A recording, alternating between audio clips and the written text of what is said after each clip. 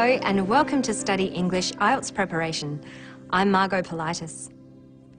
Intonation is a feature of pronunciation, one of the assessment criteria in the IELTS speaking test. You need to use appropriate intonation in the test and understand the intonation used by the interviewer. Intonation is important in spoken English because it conveys meaning in many ways. Changing the pitch in your voice, making it higher or lower, allows you to show surprise, "Oh, really?" or boredom, "Oh, really?" Let's listen to some intonation patterns used for specific functions. First, there's the high or rising tone used for asking a yes-no question. Do you find English difficult? Are you listening? Is this clear? The rising tone is also used for showing expectation, as you can hear when this furniture maker talks about seeing the inside of some rare timber. And I go down and it is a really fascinating day when I actually see a log being put on the head rig and that first cut. And I can't wait to have a look at that grain that's actually opened up after a tree has been growing for 300 or 400 years. And it's used for showing interest and excitement. That's awesome. Absolutely awesome. A low or falling tone is used for making a statement, as does this art gallery director. The Art Gallery of South Australia commenced the joint program in art history with the University of Adelaide in 2001. Questions with who, what, when, why, and how also use this low or falling tone. Who are you looking for? What is that you're reading? Where is the art gallery? Why are you learning English? How are you? Listen to the rising and falling tones used by the woman in the next clip to explain the properties of granular materials. Take vacuum packed coffee, for example. This is very much solid-like behavior because it's stiff as a brick, and at the same time, it's strong enough to hold your weight. And yet, if we open the pack, I can pour it just like I would pour water. When listing things, a rise-falling tone is used. Granular materials constitute a wide range of everyday common materials, such as powders, through to natural grains such as nuts, rice, wheat grains, and mineral resources. A level tone or a low rising tone can also be used for listing. We have 3 studio cabins, 2 two-bedroom cabins, 2 teepees, and a campground. Finally, a fall rising tone expresses uncertainty. Well, I'm not sure what all this means. Now we'll look at some sample IELTS interviews. Listen carefully for the intonation patterns. Where else have you travelled? I've travelled to other Asian countries such as Malaysia, Thailand and Singapore, and of course I've travelled around in my own country. Where would you most like to go?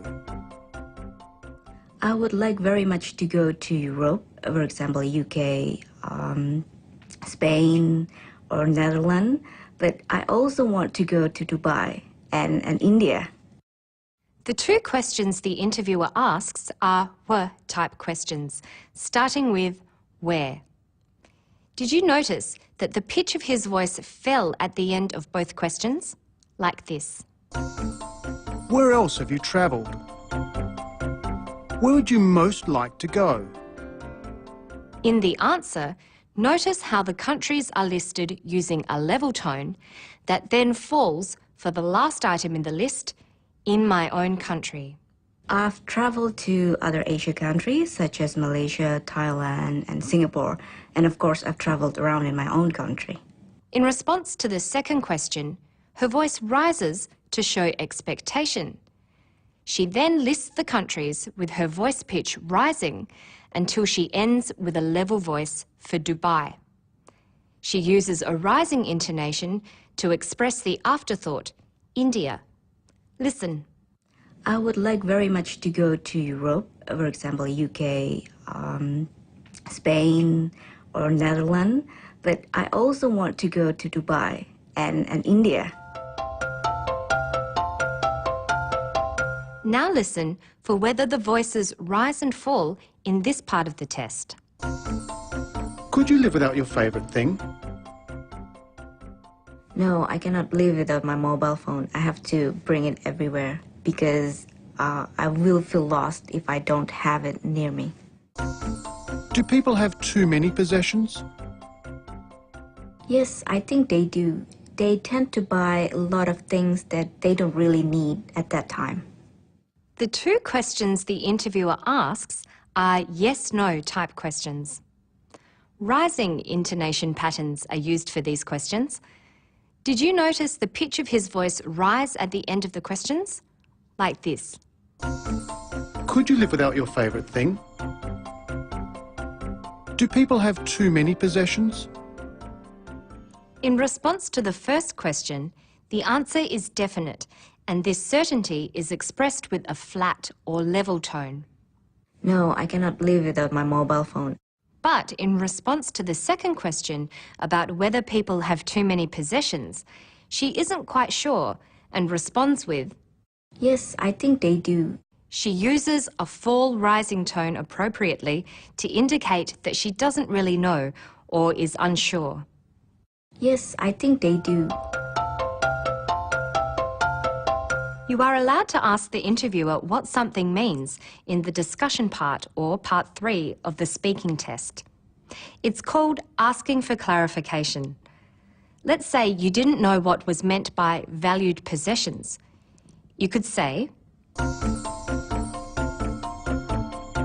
What do you mean by valued possessions? this is a work question, so it needs a falling tone. Listen again.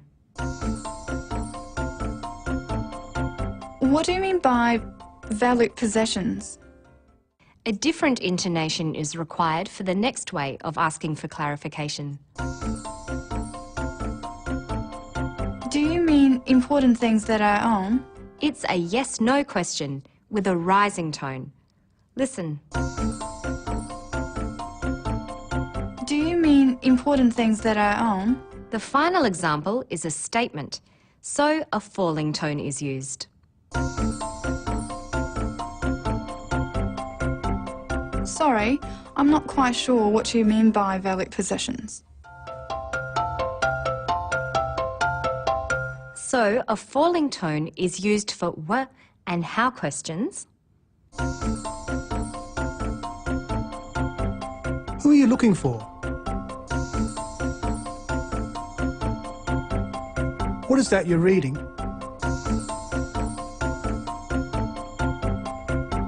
Where is the art gallery? Why are you learning English? How are you? But a rising tone is used for yes-no questions. Do you find English difficult? Are you listening? Is this clear?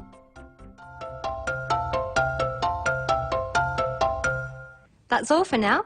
To find more information about the intonation patterns in English, visit our Study English website. Good luck with your studies. Bye for now.